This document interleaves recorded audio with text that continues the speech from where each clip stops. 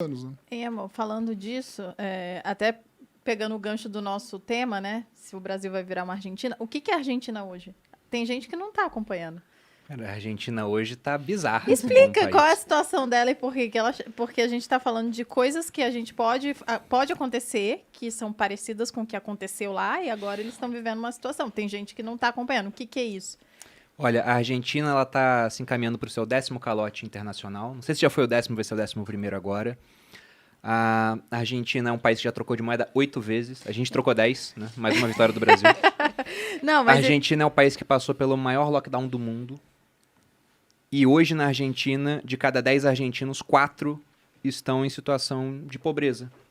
Então, eles pioraram muito, de maneira muito aguda. E um ponto muito interessante é que depois que eles... Porque, por exemplo, a Marília citou 2015. Em 2015, o Brasil teve inflação de 2 dígitos, mais ou menos no patamar que a gente está com inflação agora, né? Na casa dos 10%, 10,6% alguma coisa. E naquele ano, tirando países da África, que também passam por um problema lá, né? Já há muito tempo, mas tirando países da África, você teve 5 países no mundo com inflação de 2 dígitos naquela época. Brasil. A Argentina tinha uma inflação de 20%, hoje é de 50%. Meu Deus. Em 2015. E eles ficaram com a inflação em 2 dígitos durante esse período praticamente todo. Você teve a Venezuela, que tinha uma inflação de 70% na época. Qual é a inflação da Venezuela hoje? A Venezuela, acho que vocês estão sabendo o que está acontecendo lá, né? Dá nem para calcular a inflação da Venezuela, porque como é que você calcula aumento de preços de itens que não existem mais, porque parou de produzir. E os outros dois eram Rússia e Ucrânia, que estavam em guerra. Na verdade, se você for procurar problemas hiperinflacionários no mundo, né? O Milton Friedman tem aquela frase que ele fala que inflação é sempre um problema monetário e hiperinflação um problema político.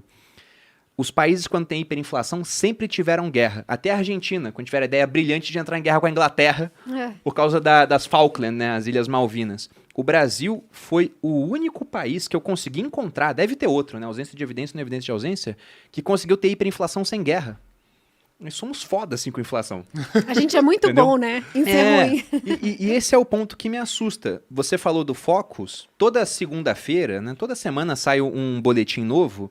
E o Focus já está revisando a expectativa do IPCA para o final do ano e aumentando há 30 semanas consecutivas.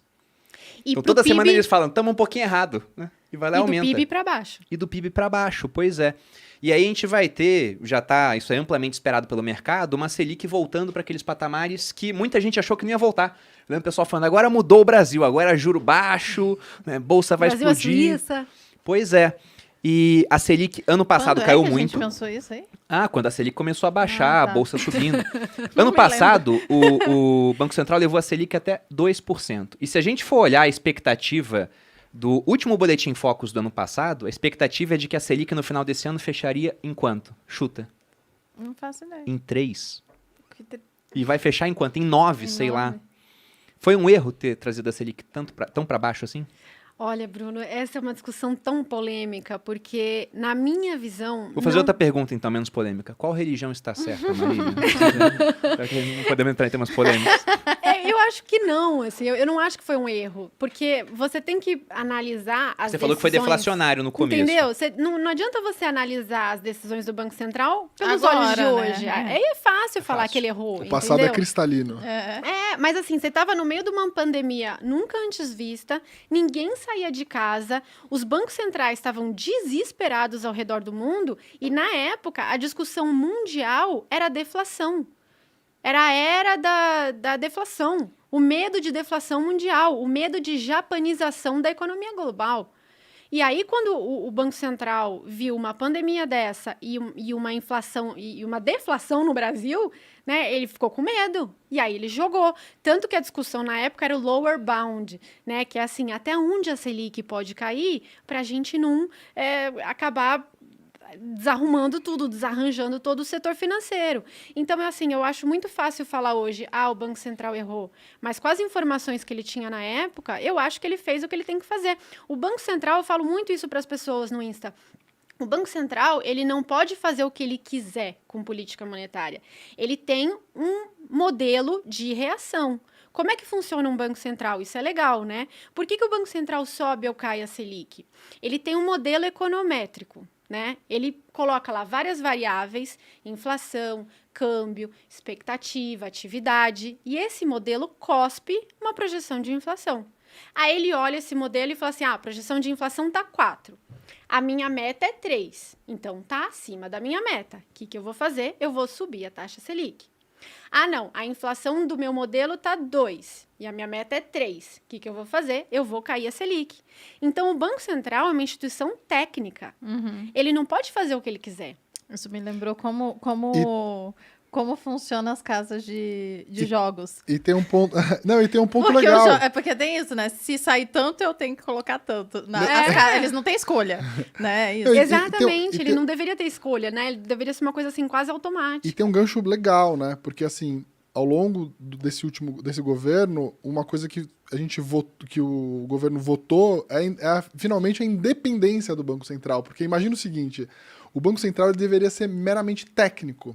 Então você tem lá as metas de inflação e o que o Banco Central não pode correr o risco de caminhar para uma argentinização é se o presidente do Brasil chegar lá e falar assim, olha, é o seguinte... Se não for mais você técnico, não vai... for político, né? Exatamente. Então, assim, a gente caminhou, né, com a votação. E como é que ficou isso depois? A gente conseguiu votar Sim, no final? sim, Saiu, o Banco né? Central é autônomo. Mas é porque chegou a ter um momento que entraram lá com um processo para voltar. No STF depois passou. Mas depois passou, né? Então, assim, isso é um ponto importante do Brasil. Né? Acho que Foi um avanço. Foi um grande avanço.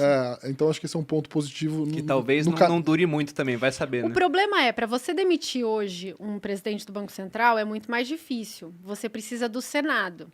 Mas se ele não cumpre a meta de inflação, o Senado tem motivo para demitir ele. Então, assim, é mais difícil, mas é uma decisão política ainda. E num cenário que a gente está, que o Banco Central não está cumprindo a meta de inflação, poderia acontecer. A Marília vai recapitular melhor do que eu. Isso aconteceu no governo Dilma. Então... Né? Gestão do Tombini. Exatamente. Do Pombini, que a gente chama. Pombini, né? Então, com medo, né, do que ia acontecer com o Brasil, né, o Banco Central precisaria aumentar a taxa de juros, a Dilma foi lá e deu uma canetada falando assim, olha, você não vai poder aumentar no ritmo que vocês querem, porque isso vai prejudicar o meu governo. E até caiu mais do que o mercado esperava, né? Ele jogou a Selic em 7,25, que era o low histórico da época, e quando claramente o mercado já estava sinalizando que aquilo era muito baixo. Mas não foi o que aconteceu agora. Quando ele jogou para o 2%, tinha muito economista muito relevante de mercado falando que dava para ir, inclusive, além. A gente Então, tinha Gente falando em zero. Exatamente. Porque no mundo todo a gente Exatamente. tinha taxa de juros negativas, né? Então imagina, taxa de juros negativa.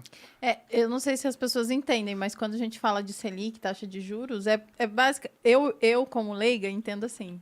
Tá ajudando a economia, o pessoal consumir mais, né? Contratar mais, fazer coisas a mais. Então, vai continuar Exatamente. consumindo. Por exemplo, na pandemia que você falou que baixou os juros, baixou a Selic, é para isso, porque ninguém estava consumindo. Então, vamos baixar para poder ajudar o pessoal a consumir. Não só baixou, como ainda Exatamente. deu dinheiro. Sim. Foi. o Já teve esses dois troços O aí. crédito ele impulsiona muito, né? Impulsiona. Assim, tem o crédito do pequeno produtor, tem o crédito do cartão de crédito, que no Brasil é muito, muito alto.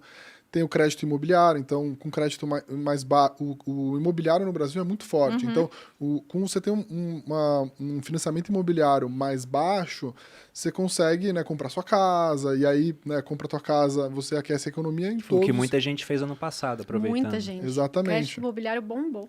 E é muito louco essas distorções, porque assim, a gente pela primeira vez viu nesses momentos loucos de taxa de juros subindo e caindo, um crédito imobiliário mais estável do que a gente via antes. Imagina para o banco, né? Um país que tem a taxa de juros que muda tanto e que tem uma imprevisibilidade, como é que o banco se sente confortável de oferecer um crédito de 30 anos? Ele tem que fazer hedge. Não É tem muito, como muito ele complicado. saber, né?